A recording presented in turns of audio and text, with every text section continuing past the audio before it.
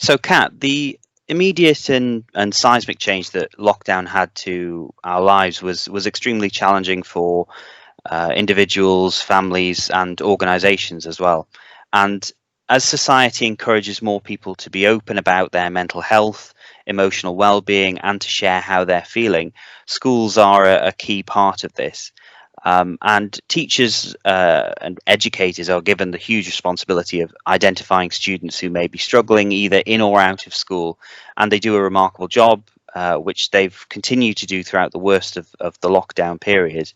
And not having students in your class day in, day out makes that job even more difficult as well.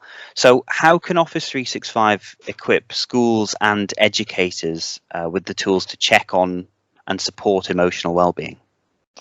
Well, there's a couple of tools really that you can use, and the first one is Microsoft Forms in Office 365. And Microsoft Forms is a good way to poll and survey your students to see how they're actually feeling about learning remotely, or about the situation that's going on.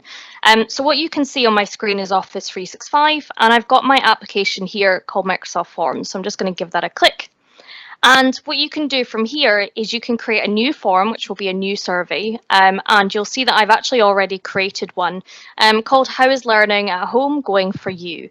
And if I just open this up, you'll see I've added some questions in here, such as, how happy are you? Are you enjoying learning from home? And this can be anonymous for your students. So if you were to share this with your students, they can answer it. No one else is going to see what they've answered. Only the teacher will be able to, or the educator will be able to see the results. And that's really important. So if you do get a student who's feeding back that they're maybe, not very happy, they don't have the tools they need, or whatever the reason may be, you can actually pinpoint that student and then help to support them. So it's a really good way of kind of finding out responses.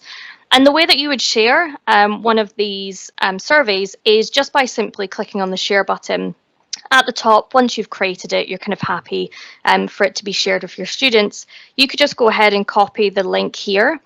And then if I just head back to my team, say it's my algebra team or my algebra class I want to check on, then I can ask my students to, please fill in the survey. And I can go ahead and I can post that link there.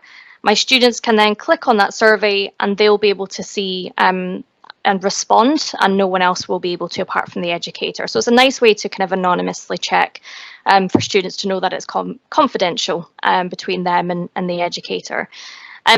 There is another way as well, if that isn't really giving you accurate feedback and students maybe aren't kind of answering the survey, there is a new tool in Microsoft Teams called Insights. And Insights, if I just show you what it kind of looks like, is a tab that you would add at the top of your team. So you can see I've got the Insights tab here, and let me just show you what that will look like. So I have my team and I have my Insights tab at the top. And you'll see here, this is actually giving me the information about my students in terms of how engaged they have been with Microsoft Teams. And this is for the teacher's eyes only. Students and pupils, they will not be able to see this information. And from here, I can see, I've got 3 students who are not active.